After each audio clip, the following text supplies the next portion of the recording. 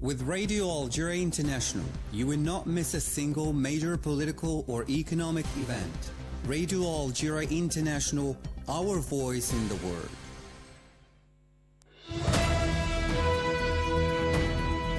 This is the English service of Radio Algeria International. It's time for the news. The Secretary of State for African Affairs, Salma Mansouri, has participated in the sixth summit of the Committee of 10, C10, of the African Union on the reform of the Security Council. Algeria will take part in the second United Nations Food Systems Summit, UNFSS plus 4, scheduled to take place for tomorrow until the 29th of July in Addis Ababa, Ethiopia. And as the United Nations denounced the indifference and inaction of the international community in the face of the situation in Gaza, the Israeli army pursued its bombardments of the territory, killing and wounding several Palestinians.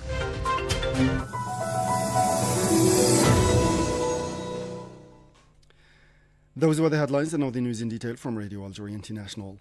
First in our news, and representing the President of the Republic, Ms. Abdelmajid Tebboune, the Secretary of State for African Affairs, Salma Mansouri, has participated via video conference in the sixth summit of the Committee of 10, or C10, of the African Union on the reform of the Security Council. A press release from the Ministry of Foreign Affairs, National Community Abroad and African Affairs indicated that the summit, chaired by Sierra Leonean President Julius Maada Bio, was dedicated to adopting a reform model reflecting a unified African position before it is submitted to the President of the UN General Assembly as part of the ongoing intergovernmental negotiations. Addressing the summit, Mansouri reaffirmed on behalf of the President of the Republic Algeria's commitment to defending Africa's legitimate right to an equitable and permanent representation in the UN Security Council in accordance with the CERT Declaration and the Isolwini Consensus. She also emphasized the need to unify African ranks and intensify efforts to secure a comprehensive reform that restores balance to the international order based on justice and equity. Instructed by the President of the Republic, Ms. Abdelmajid Tebboune, the Minister of Foreign Trade and Export Promotion, Kamal Rizig, will take part in the second United Nations Food Systems Summit, UNFSS plus 4, scheduled to take place as from tomorrow until July 29 in Addis Ababa, Ethiopia. Algeria's participation is part of its commitment under the leadership of the President of the Republic to support international efforts to build sustainable, equitable, and resilient food systems in view of the growing challenges related to food security, climate change, and global economic changes. And the member of the National People's Assembly, Fatah Boutbig, has spoken in Midrand, South Africa, in favor of recognizing colonial crimes committed in Africa and criminalizing them through unified African laws, recalling that Algeria has always been at the forefront of countries calling for the criminalization of colonialism. Speaking at the fifth ordinary session of the Pan-African Parliament, Mr. Boutbig called for the need to recognize colonial crimes and criminalize them through unified African laws, noting that the African continent continues to suffer the consequences of historical injustice imposed by colonization and persistent economic exploitation. The Association of National Olympic Committees of Africa has considered the first edition of the African School Games organized by Algeria as from today to the 5th of August in 4 cities in the east of the country as a platform for developing the potential of young students both in Algeria and across Africa. ANOCA, the initiator of the event, which was made official by the International School Sport Federation after the signing of a Memorandum of Understanding, said that the initiative of the President of the Republic, Ms. Abdelmajid Tebboune, to sponsor the first edition of the JAS is an essential vehicle for the development of sports. ANOCA emphasized that school sport is a fundamental part of youth development in Africa. And 4 memoranda of understanding were signed here in Algiers between subsidiaries and entities belonging to Sonatrach Oil Group and Libyan companies, including the National Oil Corporation (NOC), on cooperation in technical and operational areas, training, and knowledge transfer. The agreements aim to boost cooperation in various areas such as training and skills transfer in all specialties related to the hydrocarbon sector through assessment, skills development and experience sharing between Sonatrach and the group's training institutes, such as the Algerian Petroleum Institute, IIP, and the Sonatrach Management Academy, and similar institutions under the NOC. To the Middle East now, as the UN denounced the indifference and inaction of the international community in the face of the situation in Gaza, the Israeli army pursued its bombardments of the territory, killing and wounding several Palestinians. At least 11 people were killed and several others wounded in the Israeli attacks which hit Gaza City and the southern town of Khan Yunis, as well as the refugee camp of El Bureij in the central part of the enclave. This came as the World Food Programme affirmed that 1/3 of Gaza's inhabitants did not eat for days as the food crisis has reached unprecedented levels of despair.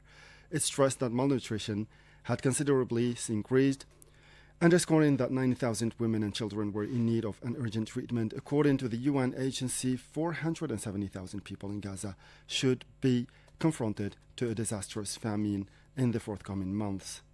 In this connection, the UN Secretary General Antonio Guterres harshly criticized the lack of humanity and compassion towards the Palestinians in the Gaza Strip, which he stressed was going not only through a humanitarian crisis, but through a moral one as well. Addressing via video conference the Assembly of Amnesty International, he denounced the killing of 1,000 Palestinians for the past few months while trying to have access to food. Children speaking of wanting to go to heaven because at least they say there is food there. Since May 27, United Nations has recorded over 1,000 Palestinians killed trying to access food. Let me repeat, 1,000 people killed not in combat, but in desperation, while the entire population starves. Nothing can justify the explosion of death and destruction since. The scale and scope is beyond anything we have seen in recent time. I cannot explain the level of indifference and inaction we see by too many in the international community. The lack of compassion, the lack of truth, the lack of humanity. We will continue to speak out at every opportunity, but words don't feed hungry children. And the UN chief also stressed the necessity to enforce a permanent ceasefire, saying that the UN has plans to this effect. The United Nations stands ready to make the most of a possible ceasefire to dramatically scale up humanitarian operations across the Gaza Strip, as we successfully did during the previous pause in fighting. Our plans are ready and they are finalized. We need action, an immediate and permanent ceasefire, the immediate and unconditional release of all hostages, and the immediate and unimpeded humanitarian access. At the same time, we need urgent, concrete, and irreversible steps towards a two-state solution. That was the UN Secretary General pleading for a ceasefire in the besieged Gaza Strip. And as more than 1.3 million forcibly displaced Sudanese begin returning home, primarily to Khartoum, Sinnar, and Al Jazeera states, the United Nations High Commissioner for Refugees, UNHCR, has called for international solidarity with the Sudanese people uprooted by a horrific war. According to UNHCR, while conflict persists in most of Sudan, pockets of relative security have emerged, and to date, more than 1.3 million forcibly displaced people, including 300,000 refugees, have begun returning home, primarily to Khartoum, Sinnar, and Al Jazeera states, where the impact of more than 2 years of war is immense. UN agencies have warned that conditions for return remain perilous due to widespread damage and the collapse of basic services. Regional directors from UNHCR and the International Organization for Migration recently visited Khartoum and witnessed the widespread devastation of chronic lack of services for residents. Iran and the so-called E3 members made up of France, the United Kingdom, and Germany, respectively, have agreed to pursue their discussions on the Iranian nuclear issue.